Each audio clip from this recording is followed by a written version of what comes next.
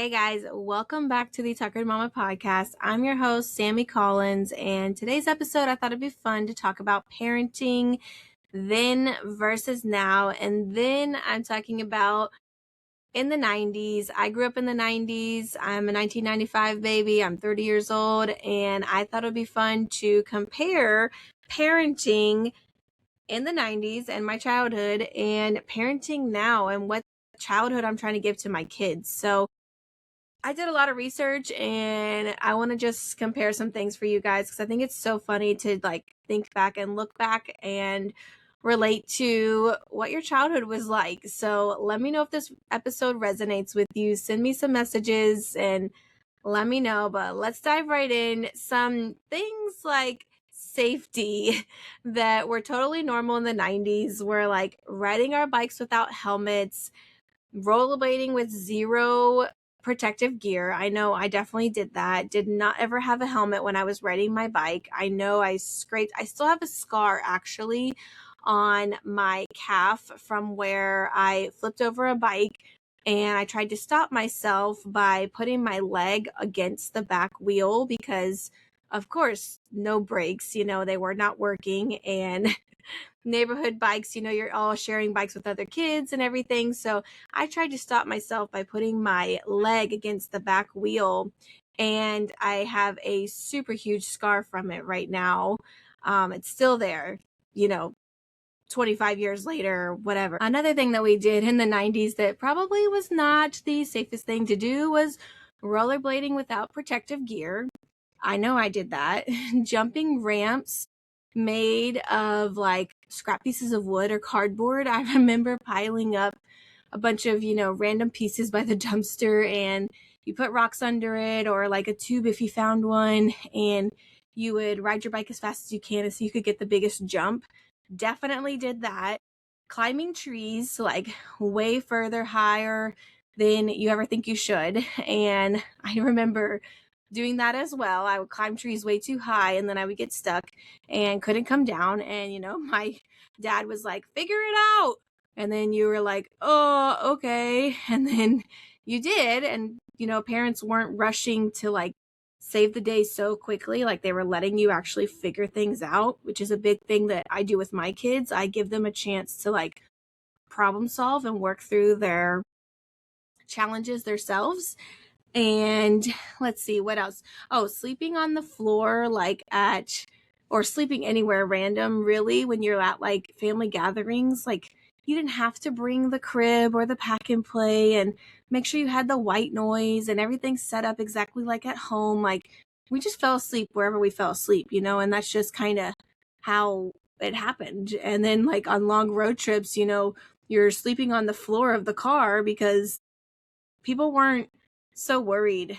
Everything was just so much slower. So that's the whole point of today's episode. I just wanted to compare like things from the 90s to now. Like, you're sleeping outside and you're, gone for hours, sleeping outside like in a tent, of course, or you're gone for hours outside playing in the woods and nobody knows where you're at. There's, no GPS, all of these things, so comparing that to now, people are, limiting screen time.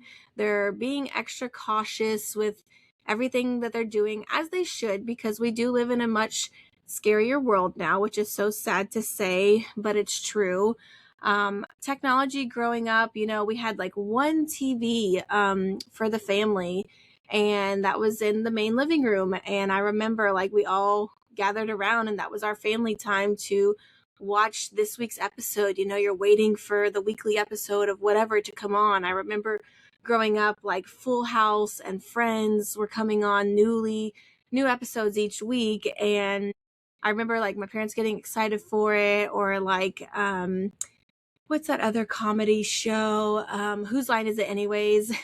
I remember like waiting for that to air each week, and Wheel of Fortune and all of those kind of shows. I just remember waiting and sitting down as a family to watch them. And then, everyone's fighting over the remote. Whose turn is it going to be to watch what show? Or you are rewinding VHS tapes, which my kids don't even, my kids are so young, but even my younger sisters who are teenagers don't even know what a VHS tape is anymore, or floppy disk, any of that.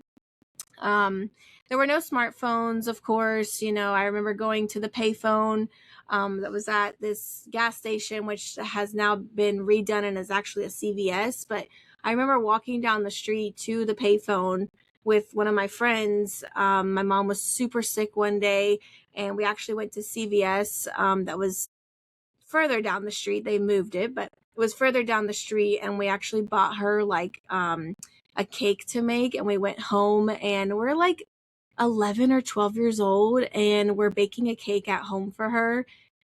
I don't know if I would let an 11 or 10-year-old work an oven, let alone like while I'm sick and not able to like help and be aware and alert, but my mom was so trusting, and that's just how we grew up. So the disposable cameras, people are taking pictures of their kids. I mean, I know my phone has like, I don't even want to say, probably like 30 or 40,000 pictures right now.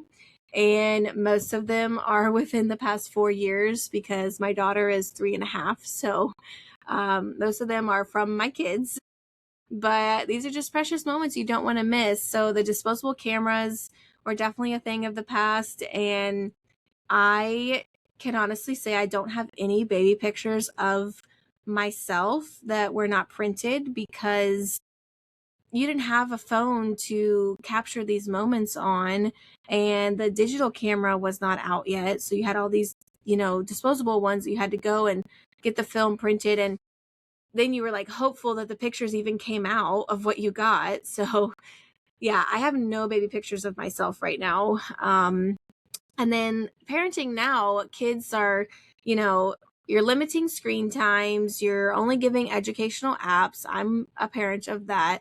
My daughter does not even know what a regular video game is. Like she only does, educational ones, counting or matching shapes, or I don't know, her are the games that she plays.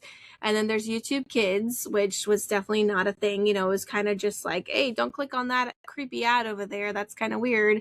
And you just had to trust your kids that they were going to, follow the rules, which we did. And there was no GPS.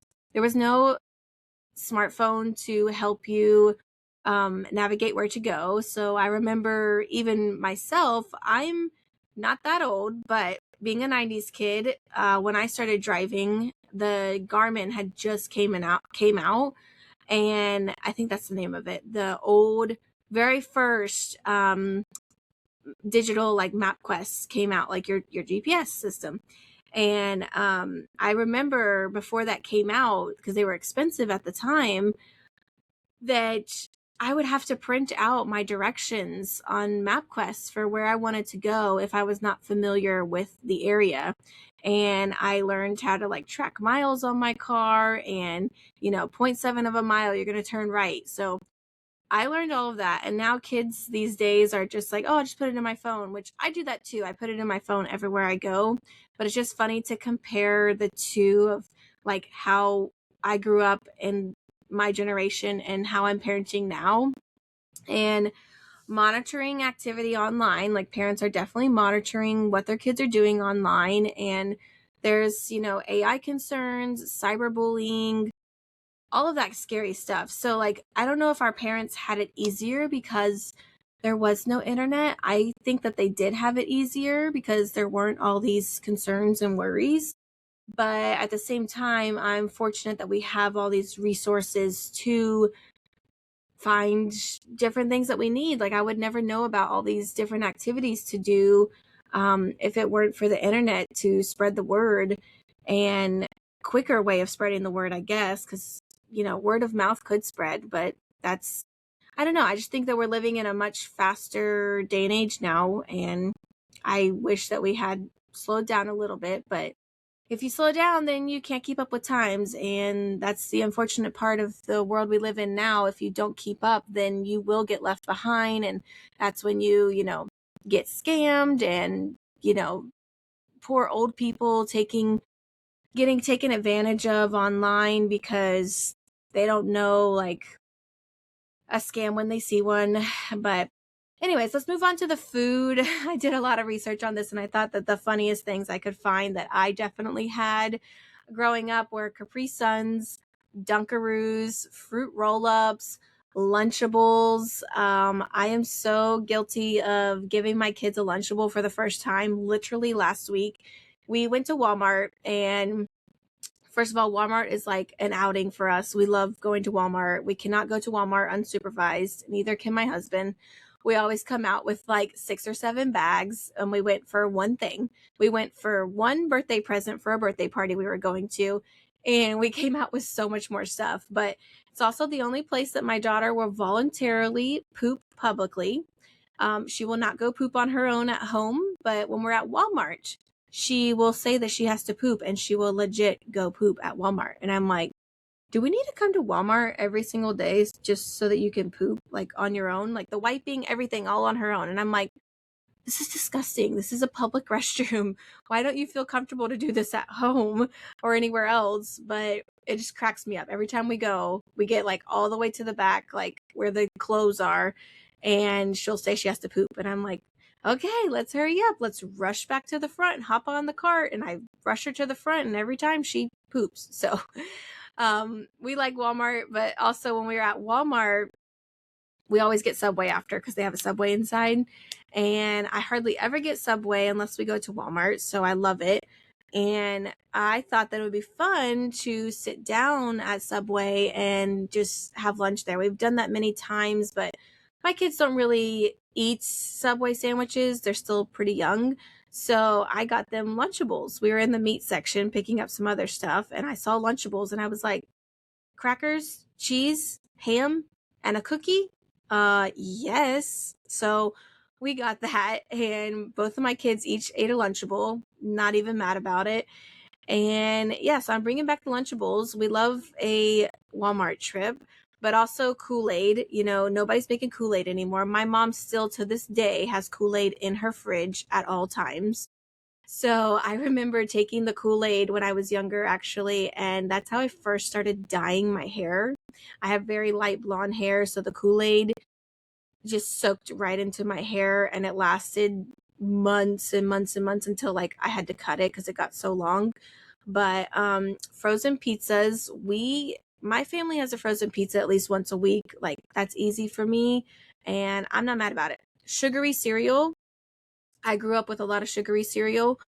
My house still has sugary cereal. Like I'm not really changing that much as far as like when I was doing all this research, I was thinking back like this is not changed. Like I'm still doing this in my own household right now, but nowadays parents are thinking about all the organic ingredients, artificial dyes, added sugar, gut health, protein intake, food allergies, clean ingredients, all of these other things that are just like so overwhelming to me that I'm like, I can't even think about that. Like, I just need something that they'll eat, and I should be more health conscious. So I'm working on that, but honestly, it's a lot. Like, and it's also more expensive. So I don't know.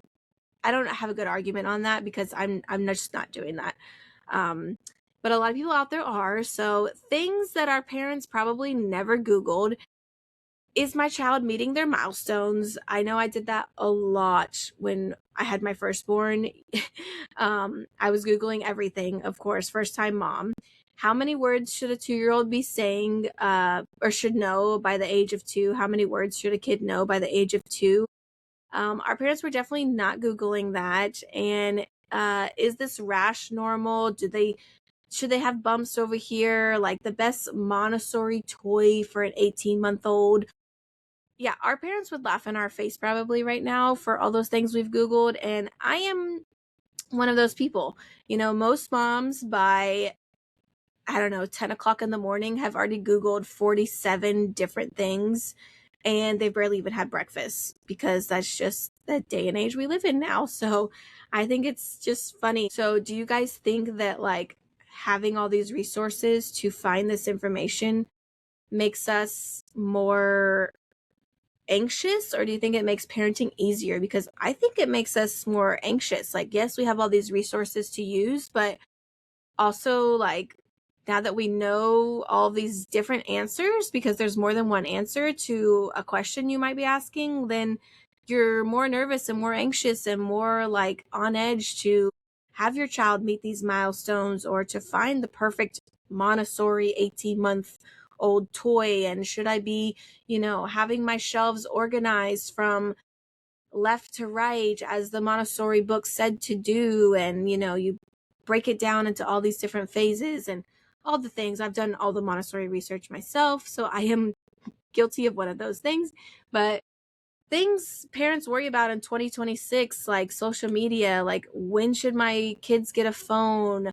Are they going to get addicted to social media? Online predators is a serious thing. Cyberbullying, that's terrifying. Privacy concerns, like all of these things parents are worrying about now because of how fast the world is moving. Mental health, parents are really worried that their kids have anxiety or emotional irregulation, or they need to regulate their emotions. Their kids are getting burnt out, or they're getting burnt out. Confidence and self-esteem, because social media, can be so fake and, so like makes you feel bad about yourself. Then you're like overscheduling yourself often. I find myself overscheduling all the time. If you follow me on Instagram, we're always doing something. I'm always out there trying to find new things to share with you guys. So overscheduling is definitely like a big concern I have, but we try to keep it reasonable. We like to be on the go, and as long as, we have at least 3 or 4 days out of the week that we don't have too much going on besides like one activity, like to the park. We usually try to do like 2 or 3 bigger activities like gym. We go to gymnastics, a swim lesson, or like an outing like the zoo or aquarium or something like that. And then developmentally, parents these days are worrying about speech delays, walking delays, screen impacts, developmental milestones like, stopping taking a bottle at a certain time, all of the breastfeeding concerns, learning differences. And then there's the pressure of parenting in general, like feeling like every moment needs to be educational, because I definitely feel that way. Every moment to me, I feel like has to be a teaching moment, and it doesn't. Comparing yourself to other moms online, that's definitely a big concern that parents are going through right now. Comparing your children to each other and their milestones. My daughter was walking at 10 months, and my son didn't start walking till right before his first birthday. So I'm going to say 12 months for him. And even between the two siblings, I was comparing them, and it's like, why am I doing that? They're going to learn at their own pace. And the pressure to do like all these activities so early, like, I have a couple friends that don't have their kids in any activities, which is great, and they find things to do and free things to do. But you see all these other moms online, including myself, going to gymnastics and swim and the zoo and all these things, and it's like you feel that pressure to do that too. And maybe that's just not how your family's going to operate, and there's no problem with that. So some parenting styles for then versus now. Then I remember my dad just being like, just go outside, just go play outside. And you'd be gone for hours, and nobody knew where you were. Nobody was checking up on you. They're just like, be back by sunset. And when the streetlights come on, just be close to the house, be in the area just so you can hear me call for you when it's time for dinner. Independence was definitely encouraged. I am definitely still practicing that now with my kids. I try to let them figure out things and problem solve when they can, as best as they can. I don't hover over them as much. I do and I don't, but there was definitely less hovering in the 90s. They kind of just were like, go figure it out. You had more freedom, but also it was a much safer world then. So now, 20, 30 years later, it's definitely a scarier world out there. And so there's more supervision, there's more communication, which I think is great. There's more emotional awareness, which I also think is great, more parental involvement. I mean, dads now are just so involved in their kids' lives, and I think that that is great. That's actually my topic next week, is all about dads, because Father's Day is coming up, so be sure to stay tuned for that one. And then things we never heard, growing up. I never heard the word gentle parenting, sensory play, wake windows. Like, I know what wake windows are now, but that was not a thing, at least in our world. The Montessori methods and Montessori shelf, big feelings. We're having big feelings today. Like, I hear a lot of parents say that, and I just think that it's different now. And I don't know if our parents would, think that we're funny saying these things now, because you definitely kind of can get an eye roll from older generations, because the next generation always feels like they know what's best and they know what's going on. And I'm sure one day that I'm going to feel that from my daughter, and hopefully I can understand where she's coming from, just like my parents have both adapted to the parenting styles now, for the most part. But I definitely still feel like from older generations, a little bit of eye roll here and there for certain things I'm doing. But at the end of the day, parenting is not one size fits all. So you do what works best for you, and you ignore everyone else's, outside opinions. But funny parenting trends, the beige toy aesthetics, I think, is so funny. Like, everyone wants no color in their house. I was complete opposite. I was like, put all the color, make it a rainbow, look like a clown in my house. I wanted all the colorful toys for my kids. But that's definitely something I grew up with. And now parents are like, everything has to be beige or black and white. I don't want it to ruin my color scheme I have in the house. I just think that's just funny, because you can't always find kids' toys like that, and they should be able to explore things. Also, these things are so limited in your house. Like, they're going to grow up to like whatever colors that they want. They're going to want to redo their rooms. I remember growing up and I had magazine posters all over my room. I just have a perfect visual right now. I spent so much time decorating the main walls in my room. The fourth wall was my closet, but I decorated the three walls perfectly 5 inches apart and made it like a tic-tac-toe kind of checkered board looking design with all of these posters that I had ripped out of magazines, most of which were Jesse McCartney. But I remember ripping them all out, and Disney, all the Disney stars at the time, decorating my room. So kids are going to do whatever they're going to do when they grow up. And these toys are so limited in your house. Like, the activity gym thing on the floor that dangles above them, like, you only use that for like maybe 2 months. And that's like from age 2 months to 4 months. Once they start rolling over, it's like, okay, they're not interested in that anymore.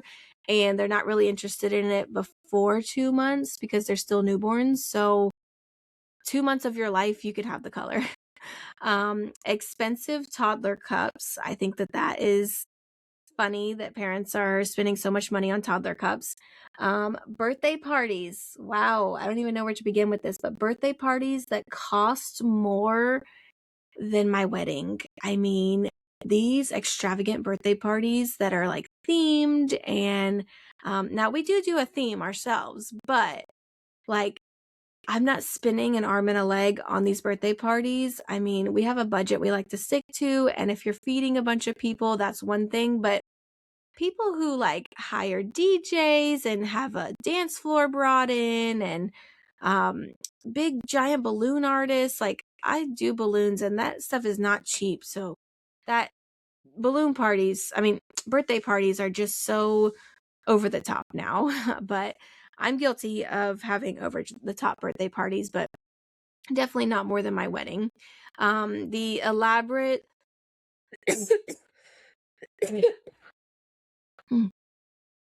edit. The elaborate elf on the shelf Setups are just so extra to me. The Pinterest like looking lunches, I mean, these lunches are just so over the top instead of just like a sandwich and chips and a banana. The monthly milestone photos, I know that I did that with my daughter, kind of with my son. I made them like online, but I didn't like have the whole thing set up every month. Recording every moment on social media. Now, I am trying to be a content creator, so I feel like I have fallen into this category for sure, but I don't always record every single detail of what my kids are doing. I'm recording my progress through my business, so I think that's a little different, but I think some funny things like just I thought this episode would be fun today just to do because comparing then and now, I don't know why. I just came up with this episode and I thought it'd be fun to do. So I appreciate you guys for being here today. Those are my tit for tats on my hot takes, as they say it now, on then and now parenting. And I don't really know who had it better. I think that there's both pros and cons to both. But if you like this episode and it resonated with you guys at all, please let me know. I'll have some polls going up this week to compare and to talk about more in depth. But yeah, so stay tuned for next week.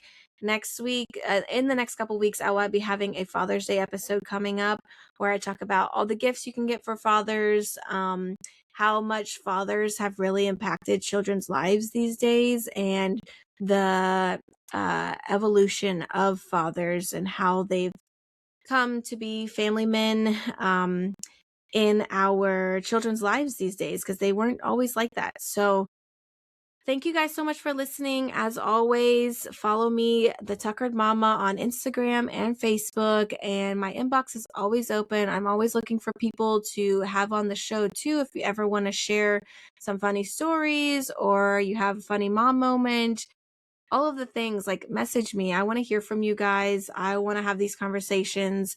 I love having a guest host on here.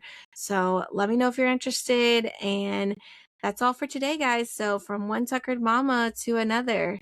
See ya.